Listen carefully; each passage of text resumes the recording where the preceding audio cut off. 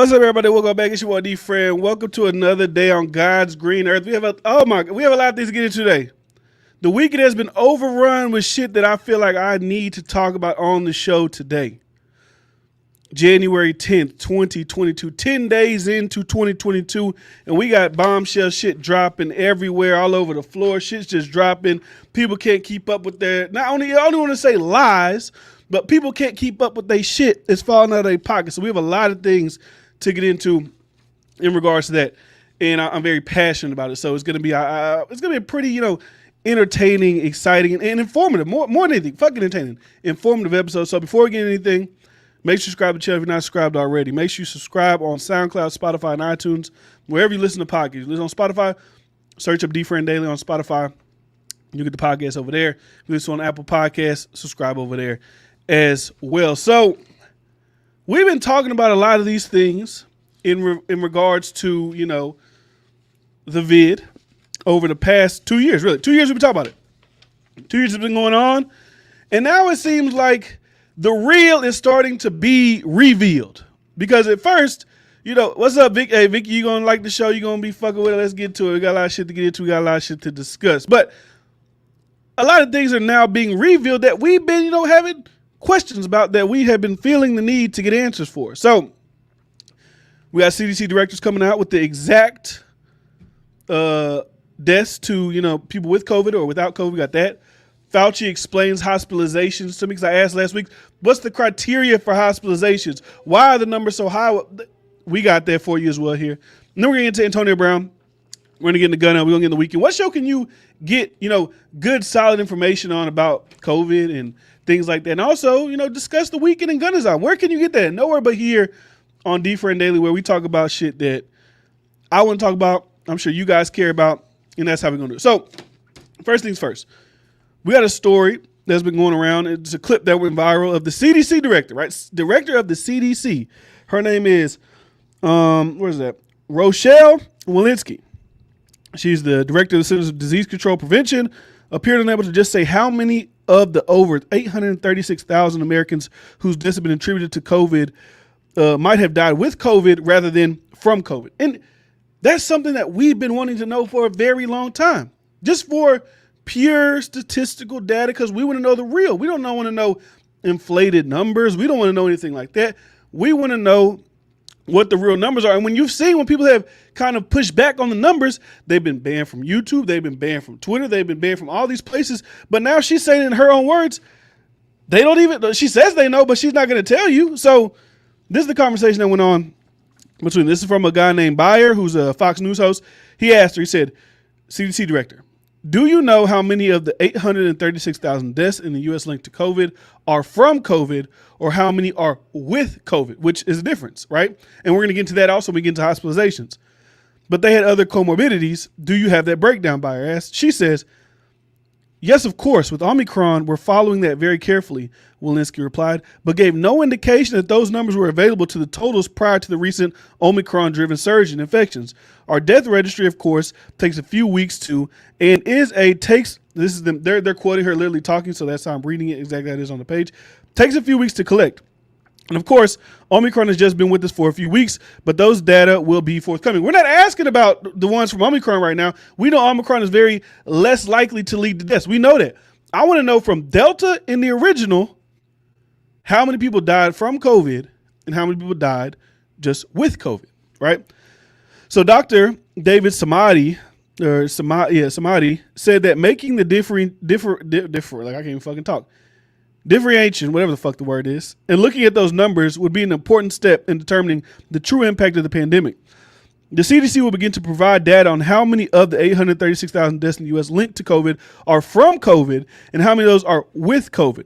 I've been encouraging this from day one, and as it would have changed the entire perspective on the response, glad it's finally happening. Just over a week ago, so that's I'm going to stop at that real quick. So that's the thing. I read an article where in the beginning they were saying, salute to Victor for the 999. I might need YouTube might fuck around and take my shit down. YouTube. And I'm telling you this, YouTube. I'm quoting literally what the CDC director said. So don't come on here with the bullshit. Oh, you're giving out misinformation. If I'm giving out misinformation, the CDC director is giving out misinformation because I'm quoting exactly what she said. So for them to not to be transparent with those numbers, could you imagine? Could you imagine in a world where they actually are able to put out those numbers? 836,000 people died. Still 836,000 people died. That's tragic. That's sad. But if they were to say, let's say, only 30% of those numbers, people actually died because of COVID. Could you imagine the outrage? People are locked inside their homes, scared to go outside because of those numbers, right? People are scared to go around their family members for 2 years because of those numbers. People hate people hate. I said, we got Anna Navarro from The View saying she don't want to be around nobody that's not vaccinated. She want to talk to them, work with them. People are castigating people from society over those numbers. Could you imagine if those numbers were so slim? And I'm not saying that 30% of people, you know what I'm saying, that's like some whimsical shit, because if your family members are part of those 30,000 people, it's very sad, it's very tragic. I'm not diminishing those numbers. But the reason is they're using those numbers to push policies on people when the numbers may not be as severe as we think they are. So then it went on to hospitalization. If you watch the show, I've asked about hospitalizations frequently. What do hospitalization mean? What is considered a hospitalization? And last week, I didn't even see this, but Fauci gave an answer about the spike in children hospitalization. Let's take a listen. A lot about this. How do you explain the sudden increase in hospitalizations among children? I mean, if Omicron is less severe and 15 to 20% less likely to send someone to the hospital, why are we seeing this sudden increase in children at hospital with COVID? Well, that's a good question, and there are two things that contribute to that. First of all, quantitatively, you're having so many more people, including children, who are getting infected. And even though hospitalization among children is much, much lower on a percentage basis than hospitalizations for adults, particularly elderly individuals. However, when you have such a large volume of infections among children, even with a low level of rate of infection, you're going to still see a lot more children who get hospitalized. But the other important thing is that if you look at the children who are hospitalized, many of them are hospitalized with COVID as opposed to because of COVID. And what we mean by that, if a child goes in the hospital, they automatically get tested for COVID, and they get counted as a COVID hospitalized individual, when in fact they may go in for a broken leg. You heard it there. I just want transparency with the numbers. And I don't feel like a lot of people have been getting transparency with the numbers. Like he just told you, a lot of the people aren't going in because COVID has fucked up their lungs. It's caused whatever temperatures, fevers out the wazoo. They're not saying, he's saying they're in, a lot of them are in there because of, oh, he broke his leg, but he got tested and he had COVID. That's a COVID hospitalization. To me, that's misrepresentation of data. In my opinion, that's misrepresentation of data, especially for the media, because they know when they put out those numbers, right? They know when they put out them headlines, people aren't going to look into, oh, actually, there's 5,000 kids that are hospitalized because of COVID in America, right? I think that's what the CDC director said in response to the Supreme Court. Our Supreme Court justice said there was 100,000. I spoke about that last week, but still, she said there was 100,000 children in America hospitalized. She lied. She's a Supreme Court justice, and she lied. And the CDC director had to come on and correct her. I believe she said it's 5,000, not 100,000. That's a very significant difference. And then half of those are possibly because of a kid just coming in because something else. Oh, he broke his arm. COVID test. Oh, he has COVID. Hospitalization. No, his arm is broken. Don't count that as a hospitalization with COVID. Don't count that, because you're going to skew the perspective of people, right? And that's what happened to me this weekend. So local news was doing some reporting, right? People share local news reports on the Instagram stories. I'm like, oh shit. The report said Harris County COVID hospitalization for children skyrockets, right? When you hear skyrockets, you think, whoa, shit, it's probably out of this world. Let's take a look at what they consider skyrocketing at the local news station. Since mid-December, with the highly contagious Omicron variant spreading furiously around the country, the hospitalization rate in these youngest kids has surged to more than 4 in 100,000 children, up from 2.5 per 100,000 children. The rate amongst children ages 5 to 17 is about 1 per 100,000, according to the CDC data, which is drawn from over 250 hospitals in 14 states. That's a skyrocket. You're putting out those aggressive headlines, skyrocket, major surge for a 2.5 to 4 out of 100,000 kids. Like, look at the shit look at what we're looking at here. And let me say this before I continue. I'm not saying that,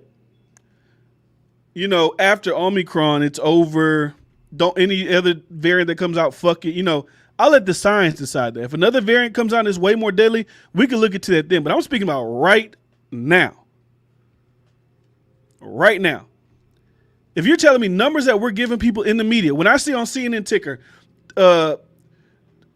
hospitalization rates goes up to, let me just throw out an arbitrary, 100,000, right? 100,000 people have it. But then you come back and tell me later in the fine print that, a lot of those people came in for different reasons, and then they just, just so happen to get COVID tests and they have COVID, but they're not there for COVID, but they just happen to be there with. That is misleading information. Y'all preaching all this misinformation, misleading information, this, that. You don't think that's misleading to people? You don't think that's scary to people to see? Oh, shit, 100,000 people are hospitalized because of COVID. No. Reel it back. Maybe 50,000 people are. But the other 50,000, they just broke their arm and they went. Or they just had, they did something else and they went. They went in for cancer treatment. They just happen to have, there's other things that are happening, right?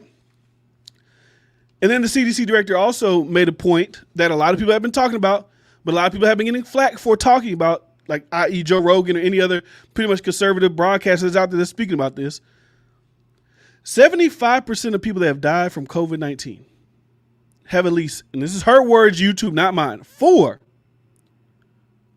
comorbidities when they died with COVID, right? And I'm going to read you just so you know. I want you to be informed. I want you to go out there. If you speak about things, people, I want you to be informed of what a comorbidity is. So this, according to CDC, comorbidities the CDC classifies as risk factors for severe COVID-19. 1, cancer. 2, cerebrovascular disease. I might have fucked that word up, but you know what I'm saying.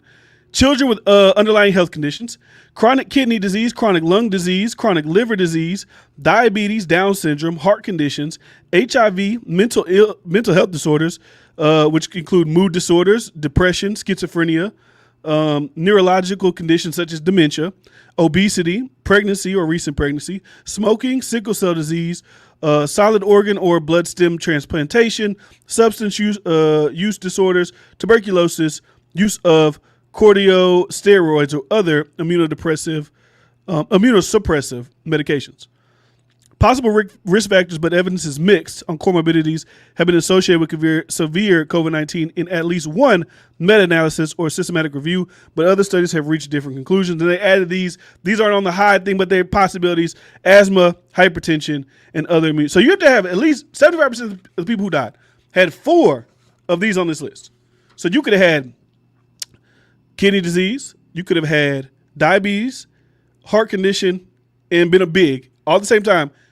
You're the higher likely to die. Why are we giving this? Why is this information being spread out? Now. And I'm not saying they probably had this shit printed for a long time, but why hasn't the media been talking about? Because they know we're not going to just look up shit on CDC website. We're not looking to doctors just like, oh, let me look up whatever Rachel McCloskey of CDC says. Most people are not doing that. Most people don't have time to do that. They trust the news to give them the correct information, the proper information, to give them the weapons of information to go out into the world and make rational decisions for themselves. If you're not able to give people the rational decision-making tools to make rational decisions, you shouldn't be in the media. And I can't take it. You can't. I'm not. You're not vilifying everybody. I'm not listening to this shit no more. I don't care. I'm not listening to Dr. Robert Malone. I'm not listening to Peter McCloskey. I'm not listening to these people because you say so now. Because obviously you've been skewed. Obviously, you've been misleading. And I'm not saying maybe the CDC hasn't been misleading, but they've allowed the media to mislead their information to the people. So they're culpable in that fact. And that just leads to the politicians, right? So we all saw last week there's a big hubbub between like conservative people and media about AOC partying down in Miami after she said Ron DeSantis is doing a horrible job. He's doing this, he's doing that. This is another one of those hypocrisies coming to light. So she announced, I believe yesterday or today, that now she has COVID-19. This is an official statement from her Congress of whatever. Today, the office of Congresswoman Alexandria Ocasio-Cortez released the following statement. Representative Ocasio-Cortez has received a positive test result for COVID-19. She's experiencing symptoms and recovering at home. The Congresswoman received her booster shot this fall and encourages everyone to get their booster and follow all CDC guidelines. Right? So everybody they go in there. Get your vaccine, get your vaccine, get your vaccine. And like I said, you gotta say this every time I talk about this. I'm not against the vaccine. I don't give a fuck if you get it. I don't give a fuck if you don't get it. I don't care. I'm not gonna sit here and say it's gonna turn you into a monkey. I don't think it does any of that. I think it possibly works. It probably does it probably decreases the amount of symptoms you'll get if you catch COVID. I do think it has saved lives. I don't think it's nothing like that. But we look at the statistics of people who probably gonna die from it. They're very, very low if you get it or you don't get it. Because like I said last week, there was a thing around 25 million people in the world have COVID, 24 million people, not even 24, like a high, like 24, 999,000, whatever, 99.99% of the people have mild symptoms, and 0.3% of them have severe symptoms. And this was her in Miami, right? They want you to do this, mask up, do this, be safe, don't hang out with your family, be scared. If your family's not fully vaccinated, don't hang out with them. But y'all be running around doing this shit.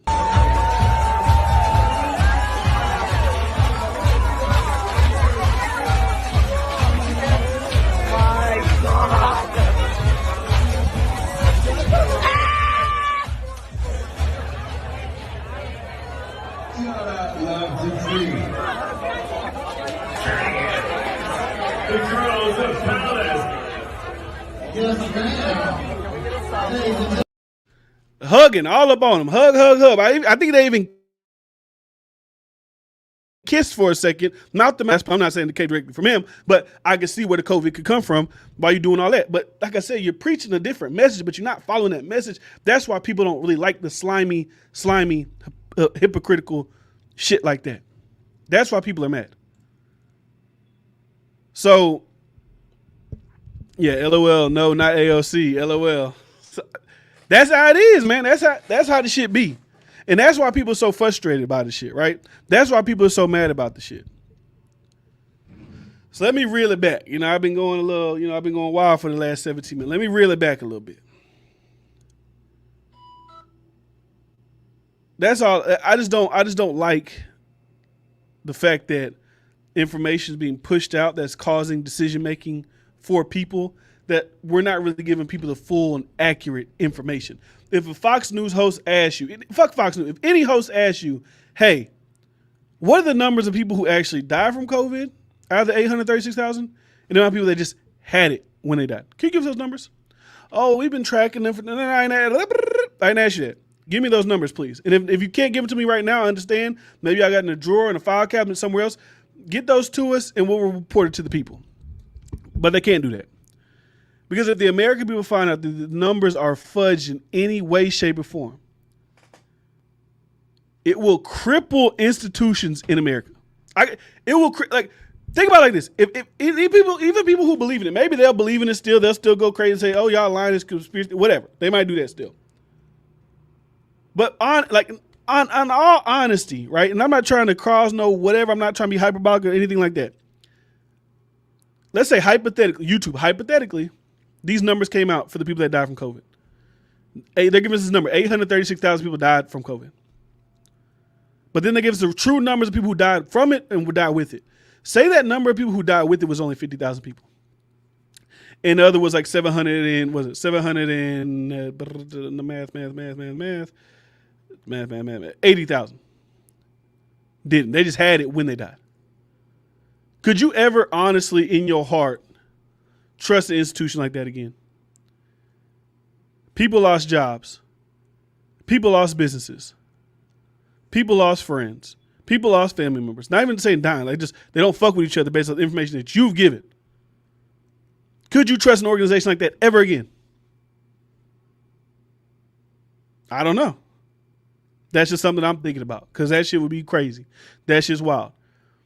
And once Fauci put out the information saying that, we count hospitalizations as people who just go into the hospital. He said, kid might have a broken leg, but he has COVID when he got there. When we tested him, we count it. No, you got to stop counting those. Do not give CNN, Fox, MSNBC, Washington Post, New York Post, New York Times. Do not give them any hospitalization stats that are not just people who went to the hospital and are currently hospitalized for COVID. Do not mix in numbers of people who went in there for broken legs, broken arms, runny nose, pink eye, who just happen to also have COVID. Do not give them numbers. Because historically media controls the people, and when people see that, they're going to go whichever way. I don't see how we can't see that now at this point. I'm not saying don't wash your hands, don't be careful, don't do this, because you never know. You might be the person that died from COVID. Just because I read off this list and all this shit, I'm not saying you might not be the one that died from it. I'm not saying it ain't real. I'm not saying none of that.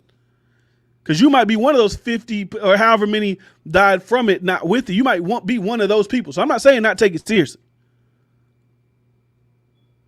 But when y'all giving us statistics like that and facts like that and numbers like that that aren't really, people going to start looking at this shit a little bit crazy. Even something that happened in California now. I seen a guy on TikTok, he posted, it was like, on TikTok, they just be staring in the camera and they got like words up and there's a song playing behind it. It was just like seeing healthcare workers being fired for not getting vaccinated, but now seeing certain hospitals implement that COVID positive nurses and healthcare workers can come back to work without testing out. So if I don't get the vaccine, I can't work there. But if I'm COVID positive and you have a shortage, I can come back there. How does that make sense? Please, somebody tell me. Because I got it right here. The United Healthcare Workers West. So this is a union for healthcare workers on the West Coast. Healthcare workers across California are experiencing shock and anger at the January 8th guidance issued by California Department of Public Health, allowing acute care hospitals, psychiatric hospitals, and skilled nursing facilities to bring healthcare workers back to work after they have tested positive for COVID-19 or been directly exposed without any testing or isolation periods. Caregivers predict that compromising common sense safety requirements for testing increase workplace outbreaks and put vulnerable patients at grave risk.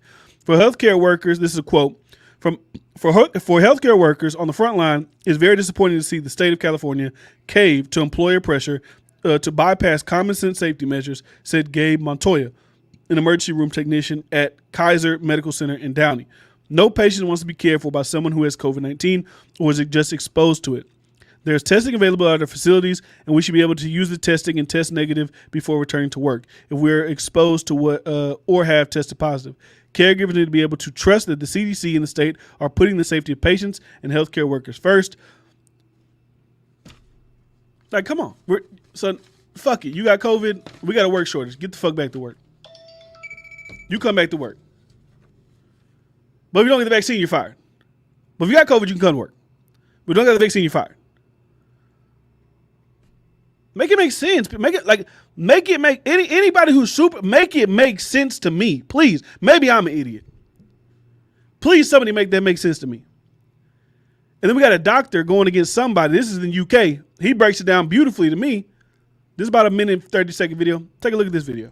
What do you think of the new rule to require vaccination of all NHS staff? I'm not happy about that. So. You're not happy about it, tell me. So I've had COVID. The nurse is scared as hell to say anything. Nothing, we'll do whatever you want. I've been working on COVID ITU since the beginning. I have not had a vaccination. I do not want to have a vaccination. The vaccine's reducing transmission only for about 8 weeks with Delta. With Omicron it's probably less. And for that I would be dismissed if I don't have a vaccine. It's not, the science isn't strong enough. That's your view. And your views?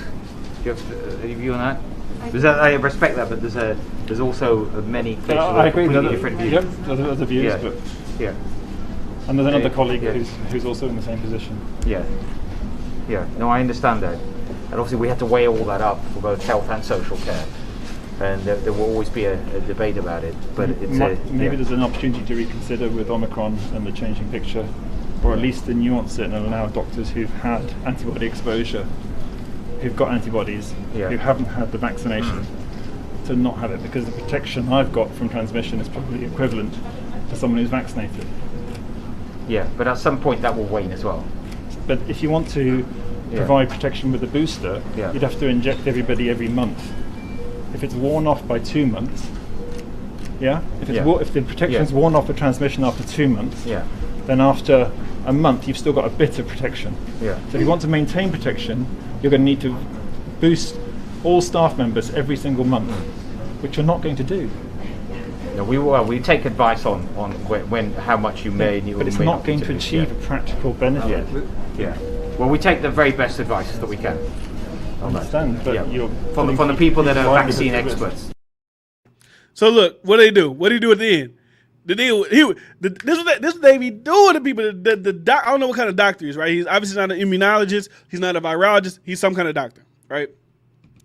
He and them with the science. He trust the science. Trust the science. Okay, I'm hitting you with the science, big dog. I'm telling you, hey, it might not last whatever the fuck this long, that long, right? To do what y'all are trying to implement, we would need to take this every single month, and y'all not gonna do that. Because people ain't going to want to do that every single month, right? As he spit out all these facts and all these counterpoints, what does he do? Oh, well, you're not an expert on this, so we're not going to listen to you. Even though if you ask somebody who's honest, they'll probably tell you the same exact thing that's in that field, in that study. But, we're not listening. None of these ladies said anything, so you got your opinion, but nobody over here said anything. Maybe they're scared to say something. That's a possibility. People are scared to speak up. Because you don't want to lose your job. Like, I get it. Like, I ain't going to lie to you. I'm not sitting here big bad. Oh, if they try to make me do it, I'm not good. No, I'm probably going to do it. And they're like, well, you're complying. Hey, bro, I got a family to feed. I have a nice, paying job. You know what I'm saying? And I don't know if it, like I said, because I don't think it does the things that people say, like, oh, it's going to make you do this, it's going to make you do that. I just haven't got it just because I haven't got it. Right? I'm not against it because I think it's going to put a microchip in it. I don't think it's going to do any of that. But the fact that you have a doctor disputing with whoever this other guy is, and he just tries to dismiss him wholeheartedly when I just gave you a whole breakdown. You asked for a breakdown, we have a conversation. I'll give you an entire breakdown. You just dismiss me. I think that's scary. Honestly, I think that's scary. I think because eventually they could just do anything to you, right? If the stats if the full stats come back on, and it's not as severe as they made it seem.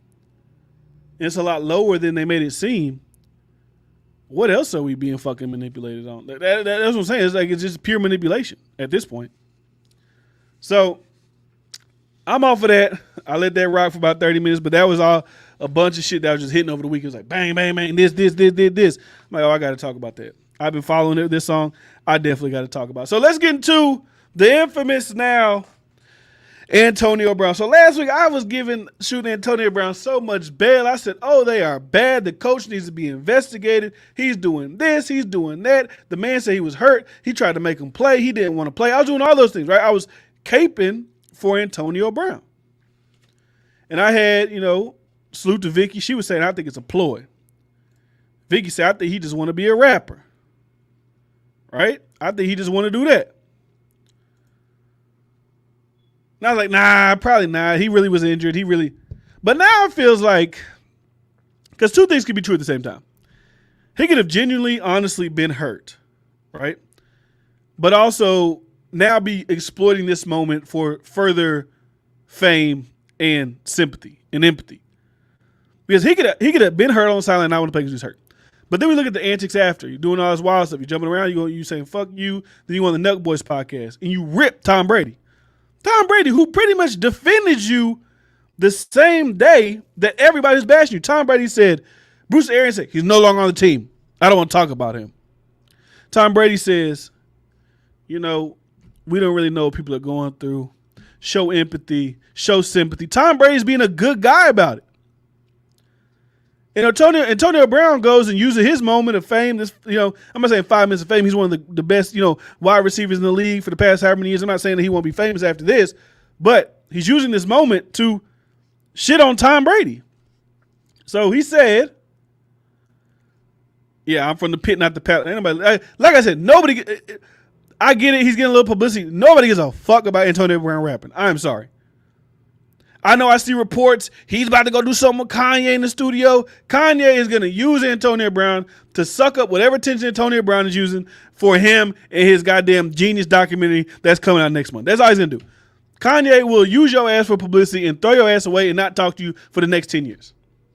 But anyways, these are quotes from Antonio Brown on the Nuck Boys podcast. He said to them, because they say, isn't Tom Brady your boy? He let you live with them, yada, yada, yada. If Tom Brady was my boy, why am I playing for an earnest salary? Brown said. You my boy though, right? Gronkowski is his boy, right? How much did he get paid? So why is AB on a prove it deal? Who's better than me over there? Let's be real. But you guys going to make it seem like he's just this heroic guy. Bro, we all humans. Bro, we're all dependent on somebody else to do the job. He pretty much said, Tom Brady can't do nothing by himself. I'm like, bro, come on. Tom Brady's the greatest quarterback in NFL history. What are you talking about? Of course, football's a team sport. Thanks for pointing out that Tom Brady can't just run through every defender and get a touchdown. He can't throw the ball in the air, run down. Yes, he needs people. But we've also seen that maybe it's a Belichick-Brady combination, more Brady than Belichick, more Belichick than Brady. Who knows? Tom Brady has been able to elevate a lot of receivers that go other places, don't do shit.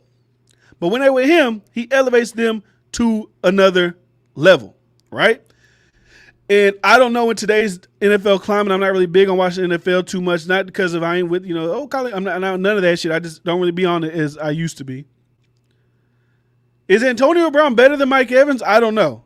At this point, not, hey, let's look at their legacy, let's look at their numbers throughout the career. At this point in their career, at this moment, if you had to pick Antonio Brown and Mike Evans, who do you think is better? That's what I'm asking. Is he better than is it Marquise Goodwin? Is he better than him? Or Godwin? I don't know what it is. Goodwin, is he better than him? And let's be honest, why Antonio Brown's on an earnest deal? We talked about this already last week.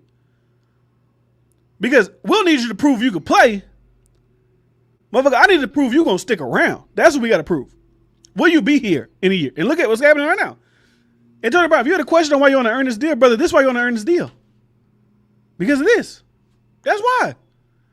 I'm not going to pay you $50 million a year as a receiver. That's a lot. That's like Patrick Mahomes' money. But I'm not going to pay you $15 million a year. Yeah, you're talented, but motherfucker, I don't know if you're going to be around. That's why you want to earn this deal. Not because you can't play. It's because they don't think if you're going to be here. That's why.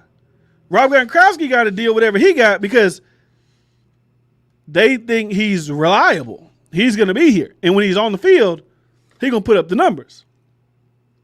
And Tom Brady didn't make AB's case for whatever he tried to make Tom Brady seem like no better this week than when Gronkowski needed a couple more catches to get that $500,000 bonus. I believe he needed one more touchdown to get that $500,000 bonus. And what did Tom Brady do for Gronk? He said, I'm going back in the game. I know we locked in for the playoffs already. I know there's however many minutes left in the game. I think they was winning. But I'm going to go out here and get my boy Rob Gronkowski his money. And then he also threw another dig at Brady. He said Brown also went on to say that Roethlisberger did a much better job of getting him the ball. It was a cheap shot at Brady, and we're sure the Bucs quarterback will feel betrayed considering what he's done for AB over the past year or so. After all, the QB did get AB his Super Bowl ring. That's all. The Bucs, let me say something. If Tom Brady didn't want Antonio Brown's team, Antonio Brown would have been on the Bucs. Let's keep it a buck. He wouldn't have been there. So Tom Brady done stuck his neck out for Antonio Brown just for Antonio Brown to turn it and cut it the fuck off. For what reason? I don't know. I haven't seen nobody talk shit about Tom Brady being a bad guy behind the scenes. I haven't seen it. Right? I don't see why he got a dagger from Antonio Brown. But to me, it's one of those situations, and now I'm feeling, maybe this is more for attention than him actually being injured. Because like I said, I'm not saying he wasn't injured, but you're able to use that to get sympathy. Because I gave him sympathy. Damn, that's fucked up. If they just gave him some shot that has a very addictive painkiller and this and that, damn, they some hoes. But then all this other shit talking. Now you out next day shooting music videos. You got Pimps to Pitfalls or whatever the hell she said it was called. Pit to the Palace or Pit Not the Palace, whatever it's called.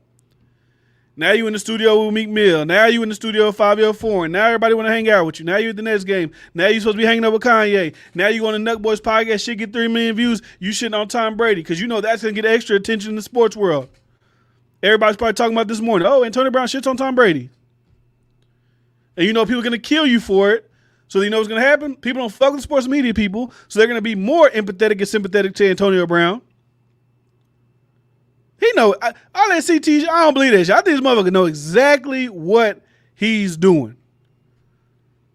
And if he is using it to get his rap career off the ground, salute to him. But I can tell you this: ain't nobody gonna give a good goddamn about an Antonio Brown album. Nobody's going to give a good goddamn about an Antonio Brown album. Nobody. You might want to just take a listen real quick. What the fuck is this shit?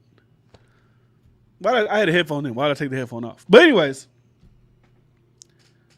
I just don't see the reasoning behind it because I feel like it taints your potential NFL comebackness, right? What team wants to deal with a motherfucker airing out dirty laundry? What team's going to want to deal with, you slandering their quarterback? What team is going to want to deal with that? And maybe Antonio Brown's accepted. You know what? I don't really give a fuck about the NFL. Let me try to leapfrog this career over here. I got the attention. People watching me. Let me drop my music. Let me do this. Let me do that. And this is just a media ploy to get that attention. If that's the case, I don't think it's going to work personally. I think your best route, maybe rapping makes you happy, and I'm sure you probably got millions of dollars already from being in the NFL all these years, being a great receiver. But if you wanted more money to accumulate over the next 3 years, definitely more money in the NFL than you most likely going to get in rap. Because I'm not going to give a fuck about Antonio Brown rapping. I'm just sorry. He's not going to be one of those top guys. He's just not. He's just not. We got too many young guys that are on fire. Because he got to in some way capture the youth. Because us older motherfuckers who grew up on the Drakes, the Coles, we got our people, right? We might focus on the young people. I fuck with Lil Baby. I fuck with Eminem. I fuck with Rod Wave. I fuck with these people. But not an NFL nigga coming in trying to rap. I don't really give a fuck. And the youth, they look at you like, who's this fucking 30-year-old crazy ass used to be receiver? All right, young boy better. Ratio, whatever the fuck they gonna say. Ratio, young boy better, all those things they're gonna say about Antonio Brown and his potential rap career that he's trying to create. So I might just get into, I'll probably give it another day's listen to, because I got some things written down as far as Gunna's album and The Weeknd's album that I wanted to discuss, I want to talk about. But there's been so much conversation going on today about the COVID, misleadingness that I'll probably leave that for tomorrow. But I do want to touch on this because this is a very sad story, right? And I don't mean to make you sad or nothing like that because this shit it's just heart-wrenching, right? It's just a sad story. So I don't know if you heard about this, but a 19-year-old woman is dead after being shot by an armed robber at a Burger King in East Harlem early Sunday morning. The NYPD says the incident happened around 12:45 a.m. at the Burger King located East 116th Street and Lexington Ave. A man entered the Burger King, pulled a gun, and demanded money. During the robbery, he shot 19-year-old Crystal Bayron Nieves in her torso before taking west on East 116th Street. I'll be like waning on empathy and sympathy. Like any book you see right here is gonna be like the book of the week, right? Whatever book you see right here is a book I'm reading at the moment. It's a really good book. Tamika Mallory's State of Emergency, right? So she gives a lot of instances and reasonings behind why certain things happen. She brings up black on black crime or why black people commit crime in the hood. And I'm not saying this guy's black, right? So, but she focuses on black people, but it's probably more like just a poverty thing in total, right? So I'm not saying this guy's black. We don't even know what race he is. But just poverty creates these scenarios, right? And in the scenarios that she brings up, I understand them wholeheartedly. I get them. Even my son who gets a lot of I have a new respect for Tamika Mallory, my son, after reading this book, right? Because if you hear my son's story, he talks about why he had to do what he had to do. He was younger. His mom was addicted to drugs. His mama was trying to sell their food stamps to this. He was just trying to take care of his sister and his other siblings that the mother had after she was already addicted to crack. So I can see how people can get into a life of crime if you feel like that's the only way you can make money. But it's still hard for me to have empathy for people that are running around murdering people, right? Now, when you just rob people, I assume that you are in poverty because you're deciding to take because you do not have. That is the traditional cycle of thievery is I do not have X, so I will take Y, and now I will be able to get Z. Whatever you're trying to get, food, water, shelter, Gucci, loot, whatever it is. This man shot this 19-year-old girl at 12:45 at night after only getting away with $100. So pretty much he doesn't think her life equivalates to more than $100. And he doesn't think his own life equals up to more than $100. Because if you go to prison, and I think you should go to prison for the rest of your life, over $100, you are an idiot. And it's hard for me to feel bad for you. I'm sorry. We could bring up poverty and this guy was like this. I get how people get to certain instances in their life. I can have empathy for that. But once you commit an act of violence or debauchery against another person, it's hard for me because I'm more sympathetic for the person you committed a crime against than I am of you. And that's how I feel in a lot of situations. Yes, you could tell me a situation about a guy who got arrested for doing X, Y, and Z. You could give me his low life story. You can tell me his mom was addicted to drugs. You can tell me this. You can tell me the system created that. I get that. And yes, that should change. But it doesn't make me feel empathetic to that person more than I feel empathetic to the person that a violent act was committed against. For example, R. Kelly's brother could tell me that R. Kelly was molested by his sister through his childhood. That is very traumatic. That is very sad. And if R. Kelly wasn't also perpetrating that trauma onto other people, I would have empathy and sympathy for R. Kelly. But once he crossed that line and began to do it to others, that empathy, sympathy that I may have had for him, in my vision, wanes away. So that's how I feel about this Burger King. Now, we don't know actually any details about the Burger King guy. He hasn't been caught. He had a full mask on. But the fact that you would go into a place, only get $100 and shoot the young lady you pistol whip somebody, a customer, you punch the manager in the face, and then you end up shooting this woman in the torso, 19 years old. She just started working there last week so she could save up to get a car and, better her life. This is a person who's willing to go through to work at a bullshit job to live her life. You remember when I talked about Nardwick, and Nardwick said, I rob you because why would I go work X when I can just rob you for Y and I'll make more money robbing you while you work? That's what I'm talking about. Shit like that. This girl could have went out there and did every type of thing that society would have demeaned her for to make easy, fast money. She could have been a prostitute because it's like women. This is things that women typically do. Now, women are sometimes drug dealers, but most time we see it's end up something with selling the body for fast money. She could have been a prostitute. She could have been OnlyFans. She could have been a stripper. Any of these things to get fast money. But no, you know what? She decided I'm gonna go work at a low paying job, which would be Burger King, and just try to do it that way. And what does she get for trying to do it that way? She gets some fucking piece of shit going in there and shooting her in the stomach and killing her over $100. That's why my mind be like I said, great book. She gives a lot of great insight into to why things are the way they are. She gives a lot of insight into, how poverty could breed to violence and this and that. And I understand those stories, but it is hard for me to feel empathy and sympathy when you enact trauma that you have held in and had onto other people. It's hard for me to do that. I'm sorry. Well, I'm not even sorry. I can't do it. Now, can we look at who you are as a person? I can still think, hey, you had a fucked up life, but you did something to somebody, you're a piece of shit. Now, you know what? I don't want other people to be and have to go to the bounds that you had to go to. So, we need to start investing in her. We need after school program. We need this. We need that because we don't want another one of this guy, right? That's how I look at it. So, I don't know. Rest in peace to this young lady, Crystal. It's sad, man. It's just people getting gunned down for no reason. Hey, dog, it's midnight. We probably already did our cash drop. It's probably either been left the building. We got a little bit of cash to register for overnight. Here's $100. All right, go. Walk away. You know what? Fuck it. Turn around. Shoot her.